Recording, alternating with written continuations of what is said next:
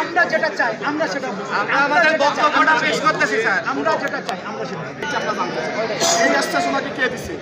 দ্বিতীয়ত উনি নুরুজ্জামান 30 জুলাই 2024 তাহলে আপনারা কেউ দিচ্ছে যদি আমরা 5 তারিখে দেশটা স্বাধীন না সেই নুরুজ্জামান আমাদের এর গায়ে হাত তুলছে, আমাদের সহযোদ্ধাদেরকে হাত তুলতে না বসে নেই, রোদে বৃষ্টিতে ভিজে গোসল না করে এখানে আসছে।